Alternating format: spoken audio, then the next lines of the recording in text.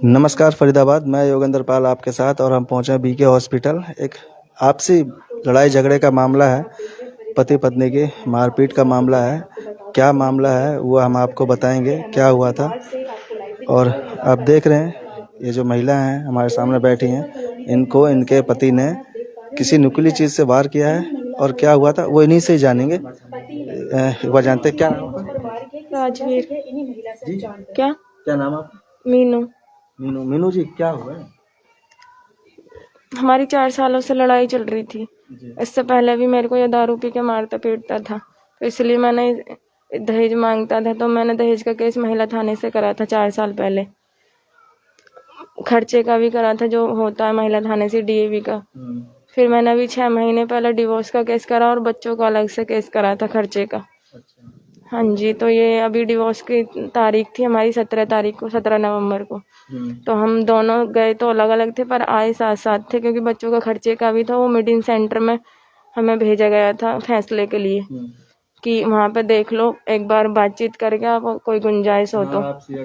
हाँ तो उन्होंने हमें दोनों को घर साथ भेजा कि देख लो, अगर बातचीत करके तुम्हारी कोई बनती है तो मत लो डिवोर्स, बच्चों के खातिर देख लो। तो हमारी बातचीत फ़ोन पे भी होती थी दोनों की। घर भी ये 4 सालों से रेगुलर, मतलब तीसरे दिन बच्चों से मिलने आता था। मैं काम पे जाती थी, मेरे पीछे भी आता था और सामने भी आ जाता था, ऐसा नहीं है।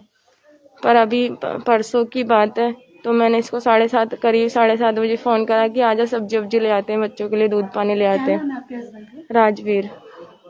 तो हम इसने करीब 8:30 बजे आया। ये मैंने 7:30 फ़ोन करा, 1 घंटे बाद आया था, क्योंकि मैं पेट्रोल पंप पे हूँ अभी। तो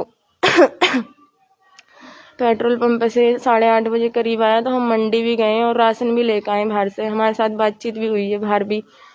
तो घर पे आके इसने मेरे से और बहसबाजी करी, मेरे 5-6 थप्पड़ भी मारे और मेरे साथ में शारीरिक संबंध भी बनाना चाहा ज़बरदस्ती। पर मैंने मना करा।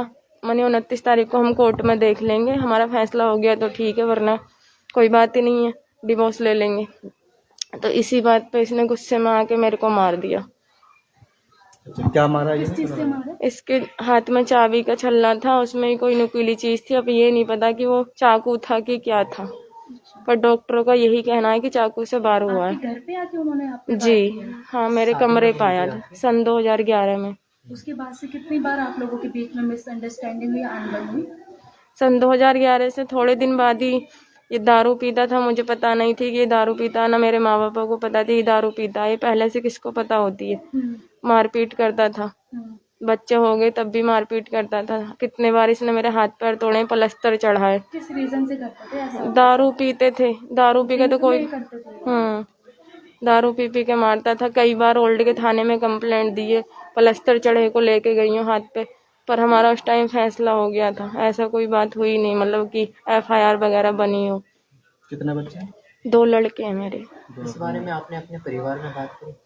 अब मेरा परिवार वाला कोई नहीं है। मेरे पापा तो शादी से पहले ही खत्म हो गए थे और मम्मी शादी के बाद। अच्छा, परिवार में फिलहाल कोई नहीं है? जी, मेरा भाई है एक, वो चाची चाचा के पास रहता, वो उन्हीं के कहने में चलता है। मैंने अपने चाची चाचा के पास फ़ोन करा, अभी तक कोई उनका मैसेज नहीं है, ना आए अभी तक। तो ये लव मैरिज हुई थी क्या? नहीं, अरेंज मैरिज ही हुई थी। अरेंज मैरिज थी, उसके बावजूद भी मतलब कोई परिवार का सपोर्ट नहीं? नहीं। आपने दरखास्त कब दी थी पुलिस वालों को डिवोर्स के लिए, जो ये आपका मामला 6 महीने पहले ही डिवोर्स का दिया है, और जो दहेज का चल रहा था वो 4 सालों से चल रहा था। दहेज के लिए प्रताड़ित किया जाता था? जी। तो उनका कोई फोटो है आपके पास? नहीं, फोटो तो नहीं है मेरे पास। यहाँ फोटो नहीं है? घर पे है। आपकी शादी हुई कहाँ पे थी? गांव में ही हुई थी। गांव में कहाँ पर? कस्बा बुगरासी, और मेरा गांव काचरोट है। अच्छा, यहाँ कब आए थे आप? यहाँ मैं शादी के 3-4 महीने बाद ही आ गई थी। यही यहाँ ही रह रही हूँ। 3-4 महीने बाद से यहीं पर रह रहे हैं? कहाँ पर रह रहे हैं आप? मतलब मैं गांव जाती थी, अभी 4 सालों से नहीं गई। ससुराल आप अपने जाते थे? जाती थी। मायके में रह रहे हो? मायके में भी नहीं रह रही, मैं अलग रह रही हूँ, कमरा लेके किराए पे। उसके बाद आपके हस्बैंड ने कोशिश भी नहीं करी कि आपको वापस घर नहीं बुलाया? नहीं। अच्छा, अब आप क्या चाहते हैं? परिजन में कोई नहीं है उनके ससुराल पक्ष में? उनके हैं 3 भाई हैं, मेरा ससुर है, सास नहीं है। उनसे बात करने की कोशिश की आपने? मेरी कोई बात नहीं हुई 4 सालों में। उनमें से आपने बताया उन लोगों ने भी कोशिश नहीं की? नहीं। अभी फिलहाल पुलिस प्रशासन को आपने एफआईआर दर्ज कराई है कुछ कार्रवाई के लिए? हाँ जी, मैंने कल मेरे बयान लिए गए थे कहाँ पे मामला दर्ज है आपका? ओल्ड थाने में ओल्ड थाने में। क्या बयान दिए गए थे आपके? कि कैसे क्या हुआ, तो मैंने उनको बयान दिया था। एक बार बताएंगे थोड़ा बहुत। तो आप क्या चाहते हैं, आप क्या चाहते हैं? मैं तो इसको सजाई दिलवाना चाहती हूँ, अब कोई गुंजाइश ही नहीं है।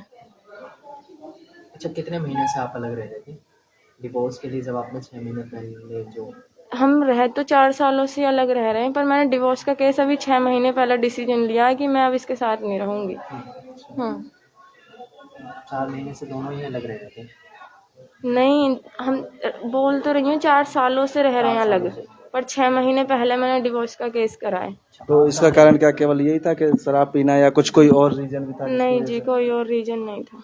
तो आपने कहा नहीं इनको कि शराब छोड़ दो, नहीं तो मैं बहुत बार बोला, 11 साल 12 साल से मैं इसको समझा रही हूँ, पर इसके समझ में नहीं आया। अच्छा, पुलिस वाले तो आप देख सकते हैं फरीदाबाद की किस तरह से एक पति ने पर किसी नुकीली चीज से वार किया, और ये यहाँ हॉस्पिटल में पहुंची हैं, लेकिन ये तलाक लेना चाहती है, ये उनके साथ नहीं रहना चाहती।